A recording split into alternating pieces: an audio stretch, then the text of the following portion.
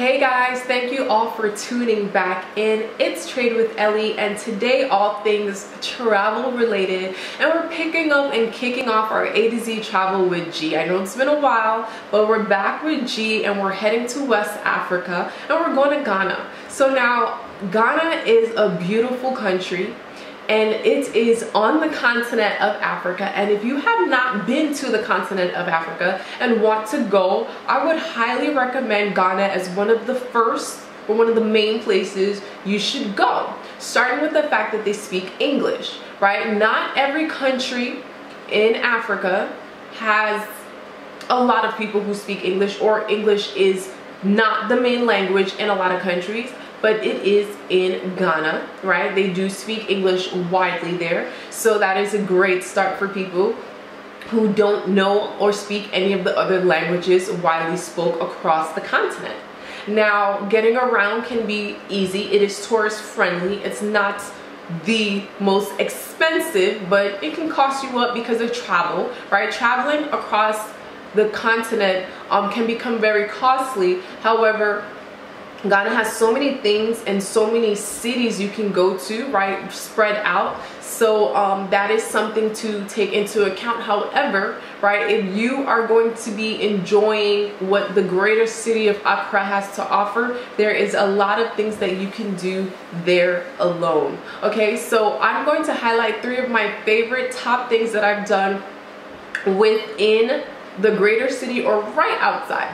So one of the things I did that I did enjoy was going to the Oburi Botanical Garden, and that is it was a great place for us to go take pictures. My sisters, my family and I, while we were there, we wanted to, you know, get some nice pictures, and it was recommended for us to go to Oburi Botanical Garden. Now, my sister does enjoy going to the botanical gardens, and we've gone to a number of different gardens, different countries that we've gone to.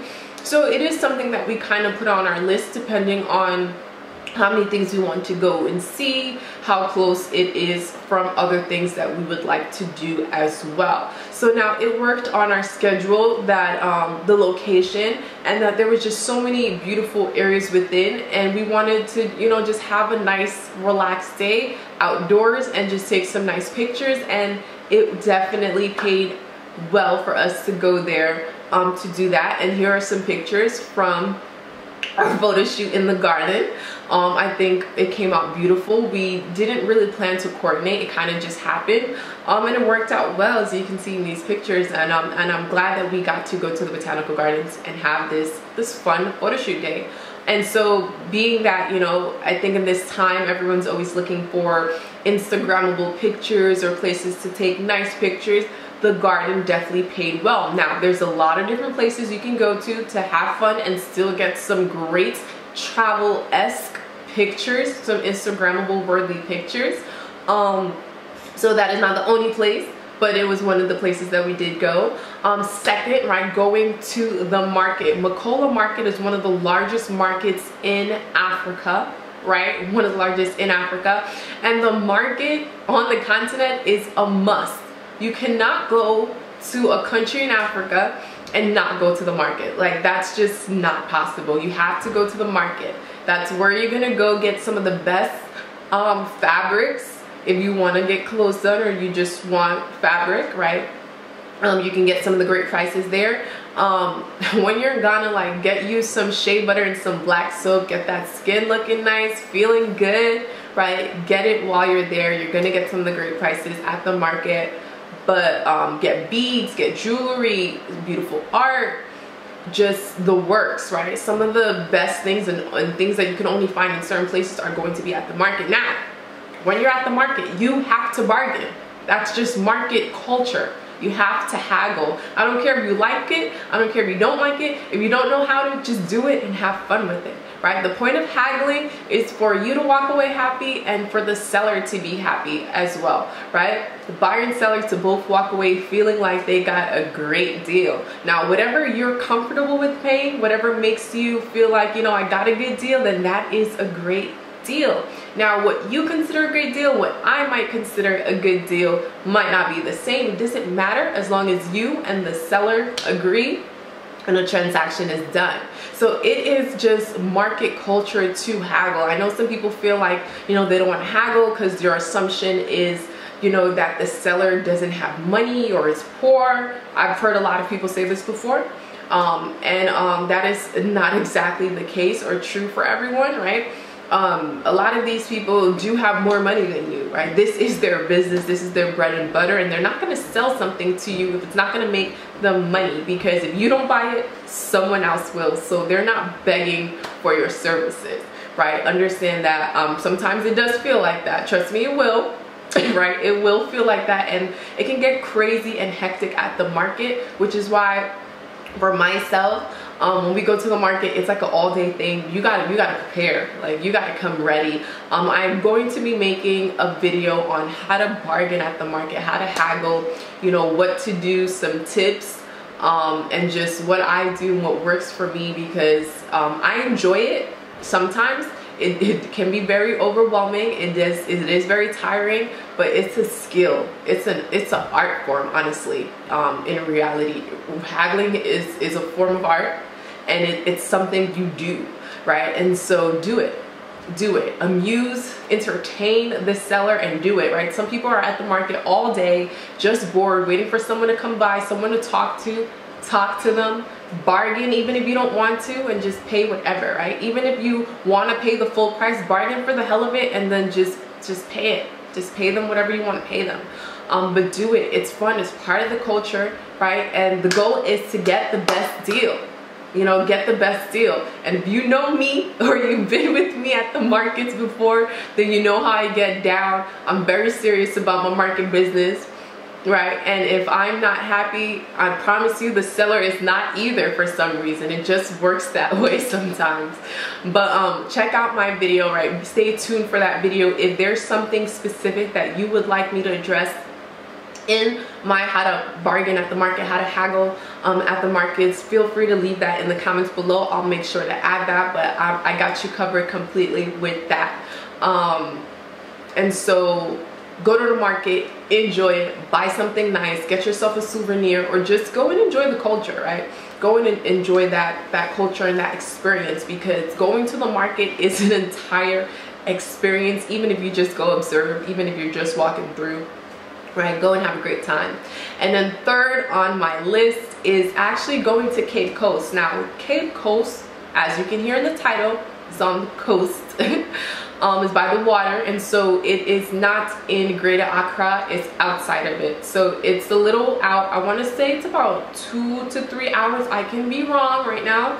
I don't remember exactly, so don't quote me on the time difference, on the distance between the two places. However, you can take a public transportation there. It was really cheap. I want to say it was like $13.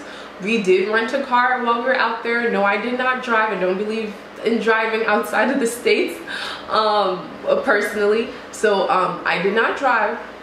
However, we did rent a car, and we had someone we knew, you know, drive with us around town. Thank you so much for that. However, if you do rent a car, make sure your tags are good. Make sure that you're actually able to take that vehicle outside of Greater Accra. That's something that we did not. And so we did get stopped by the police, and that was not a great experience. We did have to pay them off. It was crazy. It was crazy. They took up a good 2 hours of our time on our way to Cape Coast, which did put a damper on us, because it also put a time restraint, because there's checkpoints along the whole way. And so in the evening time, there's a checkpoint. It felt like every 2 minutes. And all we could think was, please, let's not get stopped again, because we can't afford to pay anybody. We had no intentions of paying anybody off, but we can just not afford to be stopped and go through all this craziness. So they just pretty much stop people randomly. And that is a story in its own that I don't want to get into. But fast forward, we finally make it to Cape Coast, and Cape Coast is just beautiful. It's beautiful.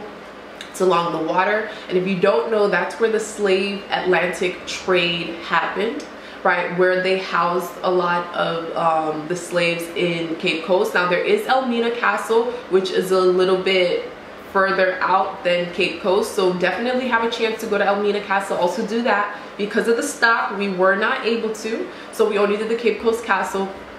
But the tour there was just so surreal.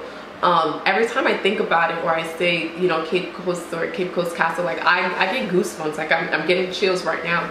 And it was just crazy because you actually are walking the corridors of where they held the slaves captive. You actually go into some of the rooms and dungeons that they held them, and you get to kind of experience and see the conditions that they were in.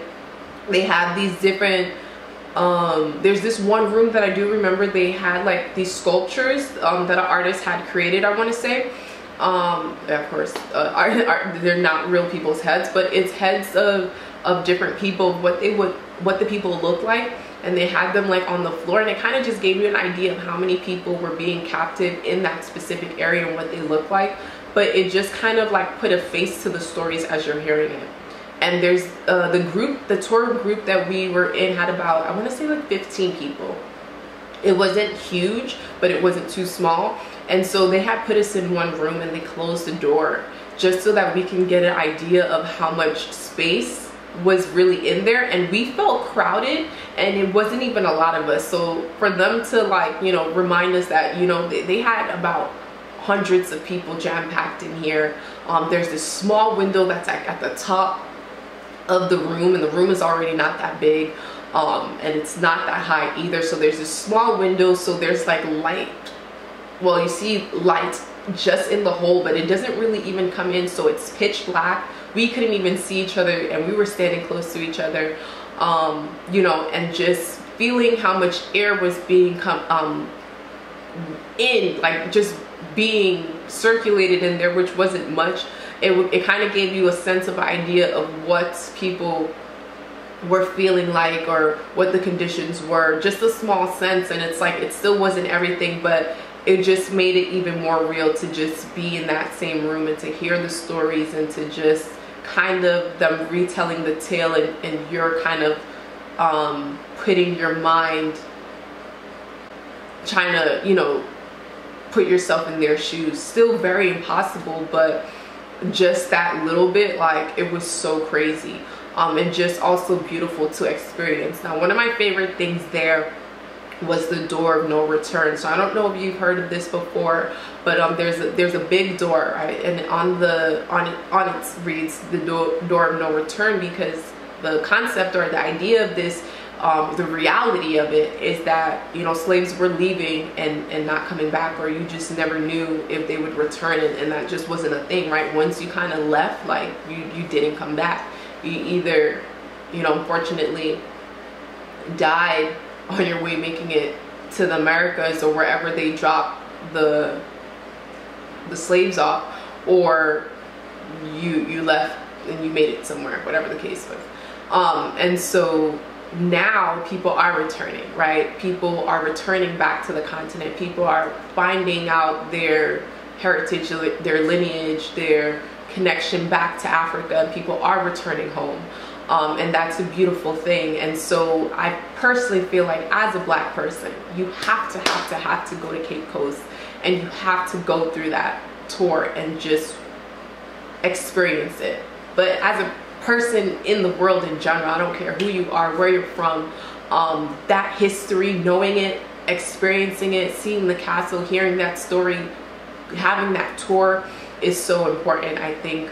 And everyone, I believe, should experience it if you have the opportunity to make it out to Ghana and to go to the Cape Coast. I haven't gone to Elmina, so I don't know what that tour is like, but I am so excited to go there someday in the future soon, hopefully when the world opens it back up and it is okay for me to feel like I can actually go. But that is something I would put on my list, and I actually do plan to go back to Cape Coast. It was such a beautiful town. And just on the beach and stuff, on the water, of course. And so that is something I plan to experience again.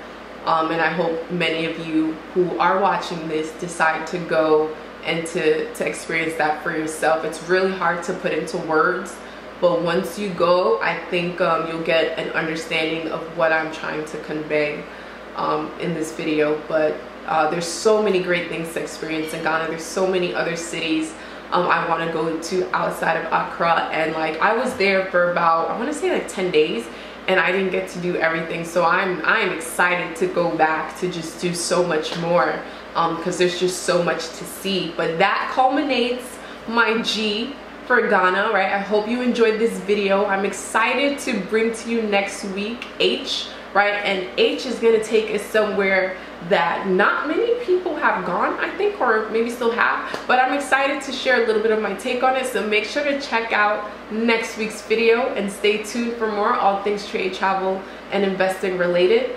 And let me know what you like. Make sure to like, comment, and subscribe, and thank you for tuning in.